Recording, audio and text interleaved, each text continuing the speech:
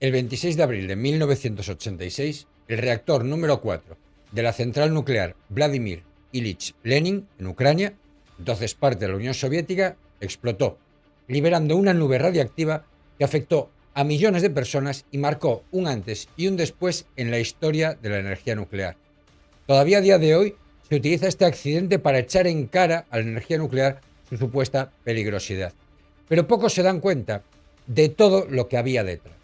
El accidente de Chernóbil puso de manifiesto las limitaciones de un sistema político, la imposibilidad de que un sistema comunista pudiera tener en cuenta la seguridad de sus ciudadanos por encima de sus intereses políticos. El accidente de la planta nuclear supuso un shock para la entonces Unión Soviética. Demostró a sus ciudadanos, si todavía no lo tenían claro, que no podían confiar en sus gobernantes, que el Estado no es tu amigo, que al Estado no le importas. Pero, ¿qué pasó después? ¿Cómo se juzgó a los responsables? ¿Cómo manejó la Unión Soviética esta catástrofe en términos legales y mediáticos?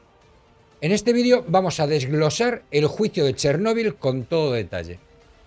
¿Quiénes fueron los acusados? ¿Qué leyes se aplicaron?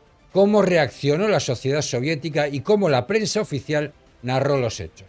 Prepárate, porque este es un relato de errores humanos, secretismo político, heroísmos anónimos y un sistema judicial bajo presión. Empecemos.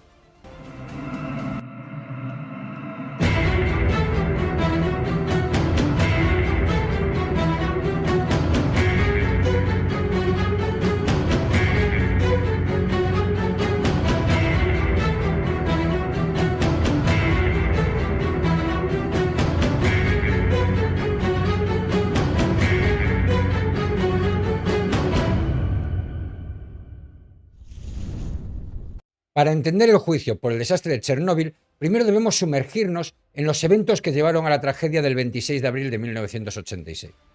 La central nuclear Vladimir Ilich Lenin, ubicada cerca de la ciudad de Pripyat, en el norte de Ucrania, entonces parte de la Unión Soviética, era una joya de la corona tecnológica del régimen.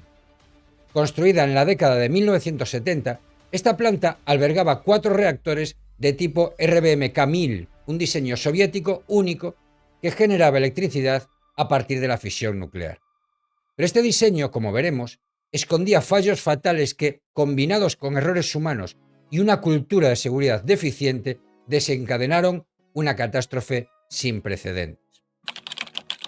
El diseño del reactor RBMK y sus defectos. El reactor RBMK, Reactor Bolshoi Mosnosti Kanalin, o reactor de alta potencia de tipo canal, perdonadme por mi pronunciación del ruso que es bastante deficiente, era un orgullo soviético, diseñado para maximizar la producción de energía con un costo relativamente bajo.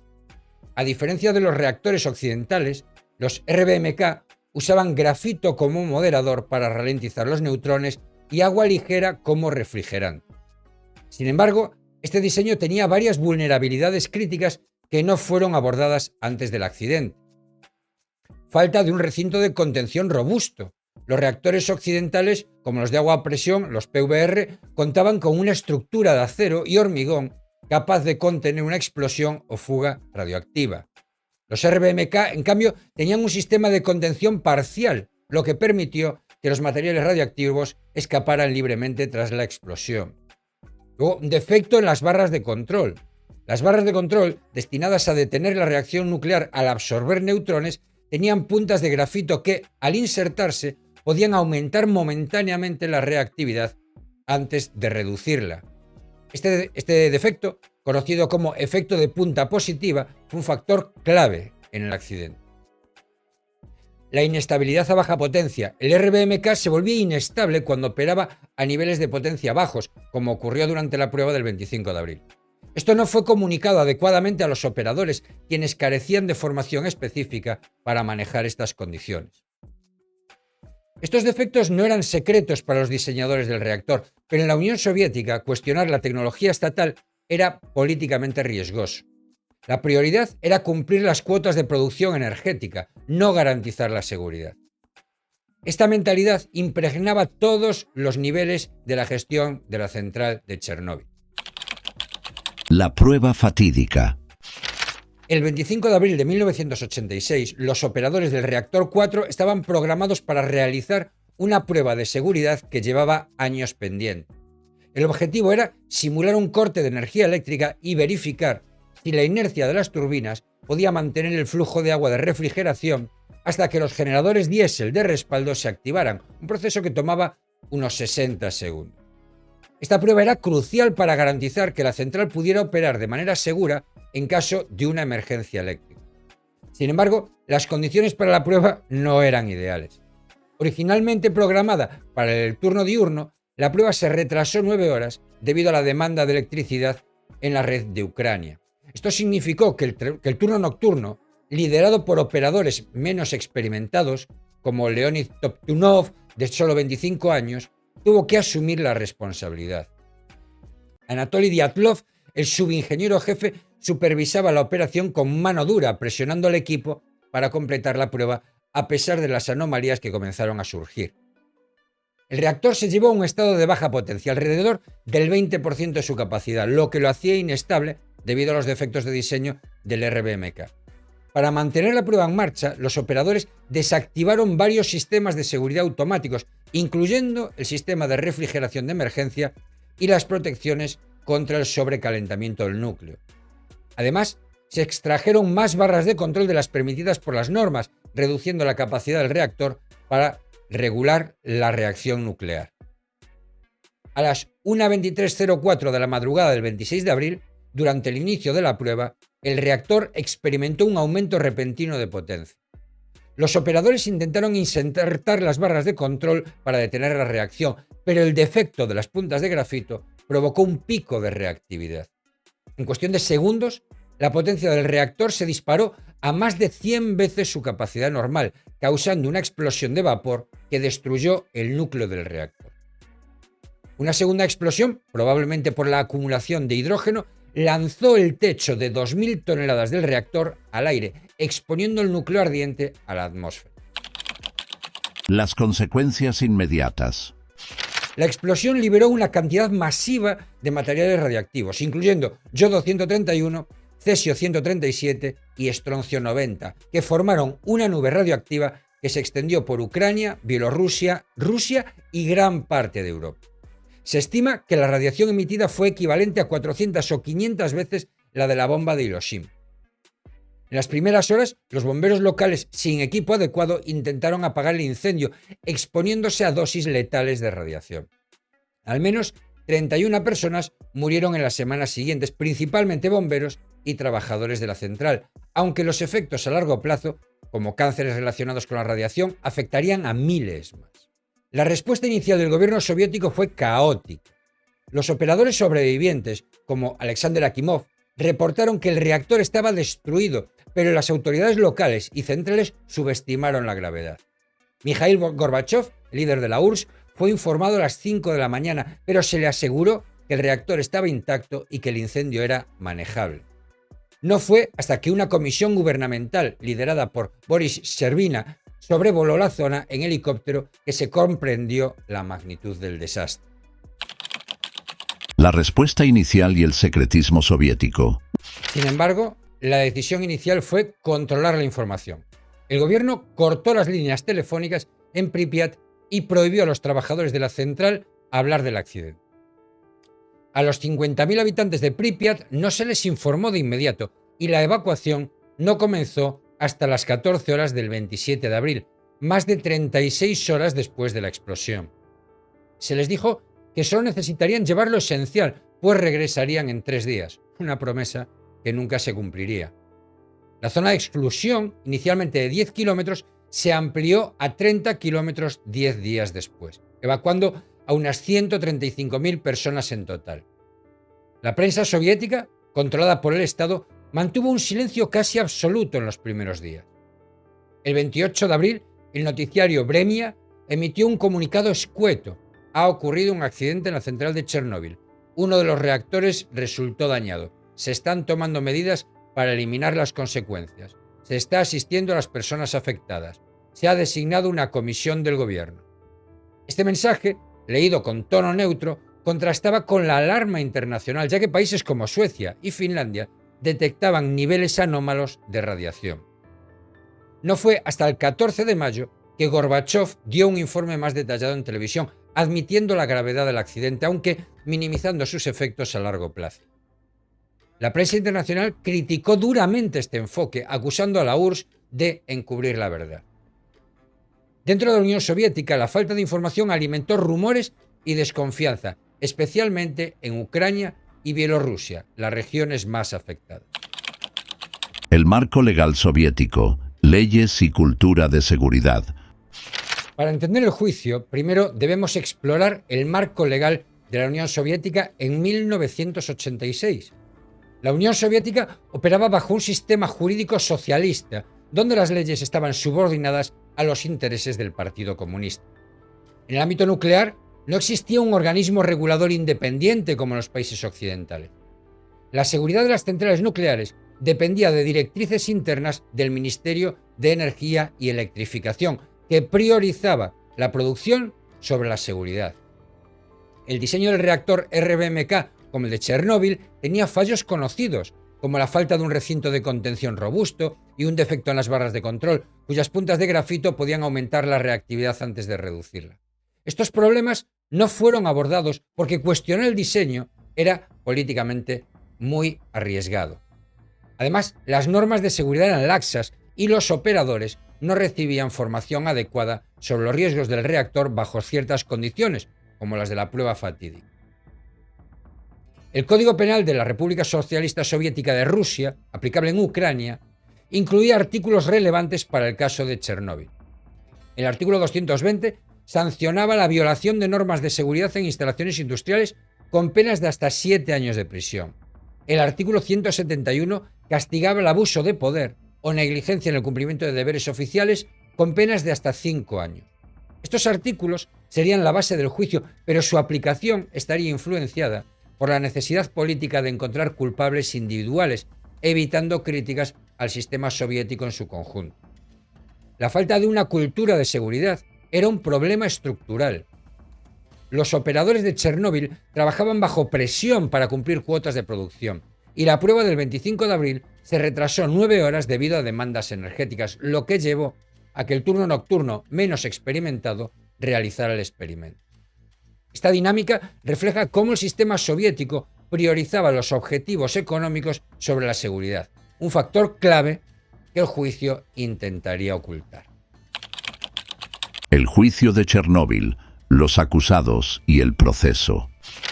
El juicio por el desastre de Chernóbil, iniciado el 7 de julio de 1987, fue un evento cuidadosamente orquestado por el gobierno soviético para proyectar control y transparencia ante una comunidad internacional que exigía respuestas. Celebrado en la ciudad de Chernóbil, a pocos kilómetros de la central destruida, el proceso tuvo lugar en la sala del Tribunal Supremo de la República Socialista Soviética de Ucrania. La elección de Chernóbil como sede era simbólica, pero también práctica. La zona estaba bajo estricto control militar debido a la radiación, lo que permitió al gobierno limitar el acceso y supervisar cada detalle del juicio. El juicio se desarrolló en el marco de la Glasnost, la política de apertura de Mikhail Gorbachov, que buscaba una mayor transparencia en la Unión Soviética. Sin embargo, esta apertura era relativa. El gobierno necesitaba mostrar que estaba tomando medidas firmes contra los responsables del desastre, pero sin admitir fallas sistémicas en el diseño del reactor RBMK o en la estructura del Estado soviético. Como resultado, el juicio se diseñó para culpar a los operadores de la central, desviando la atención de los defectos tecnológicos y las decisiones políticas de alto nivel. El proceso fue público, algo inusual en la URSS, pero la presencia de periodistas extranjeros estuvo estrictamente controlada. Solo se permitió el acceso a la prensa internacional en el primer y último día, y los reporteros soviéticos recibieron instrucciones claras sobre cómo cubrir el evento. El objetivo era claro: presentar a los acusados como los únicos responsables, preservando la imagen del sistema socialista. Los acusados. 6 altos cargos de la central de Chernóbil fueron llevados a juicio, todos acusados de violar las normas de seguridad nuclear y, en algunos casos, de abuso de poder. Los acusados fueron Víctor Brukhanov, de 51 años, director de la central desde su fundación en 1970, Aunque no estaba presente durante la prueba, fue acusado de negligencia en la gestión general y de no garantizar una cultura de seguridad adecuada. Nikolai Fomin, de 50 años, ingeniero jefe de la central, responsable de supervisar las operaciones técnicas y de aprobar la prueba del 25 de abril. Anatoly Dyatlov, de 56 años, subingeniero jefe y supervisor directo de la prueba. Dyatlov fue señalado como el principal responsable por presionar al equipo para continuar la prueba a pesar de las condiciones peligrosas. Boris Rogozkin, de 42 años, jefe del turno nocturno, acusado de no detener la prueba cuando surgieron anomalías. Alexander Kovalenko, de 45 años, supervisor del reactor 4, quien ejecutó órdenes directas durante la prueba. Yuri Lauskin, de 47 años, inspector estatal de seguridad nuclear, acusado de no haber identificado las violaciones de protocolo antes del accidente. Los cargos y el marco jurídico. El juicio se basó en el Código Penal de la República Socialista de la Federación Soviética Rusa, específicamente en dos artículos principales. El artículo 220, violación de las normas de seguridad en instalaciones industriales o técnicas, con penas de hasta 7 años de prisión en caso de consecuencias graves como muertes o daños masivos, y el artículo 171, abuso de poder o negligencia en el cumplimiento de deberes oficiales, con penas de hasta 5 años. El fiscal general de la Unión Soviética, Alexander Rekunkov, lideró la acusación argumentando que los acusados actuaron con negligencia grave al ignorar las normas de seguridad durante la prueba. Según el informe oficial soviético presentado a la OIEA en agosto de 1986, los operadores cometieron una serie de errores críticos. Desactivaron el sistema de refrigeración de emergencia, violando los protocolos de seguridad. Redujeron la potencia del reactor a un nivel inestable, 700 megavatios térmicos, mucho menos que el mínimo recomendado de 1000 megavatios.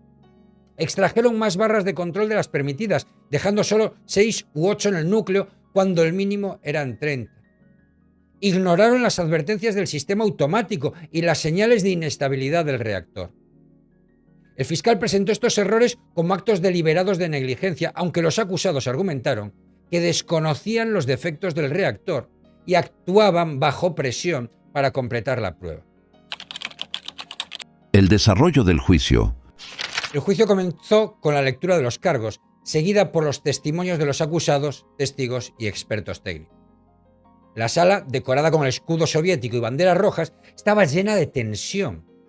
Los acusados, vestidos con trajes modestos, se sentaron en un banco frente al tribunal, compuesto por un juez principal y 2 asesores populares, como era típico de los juicios soviéticos.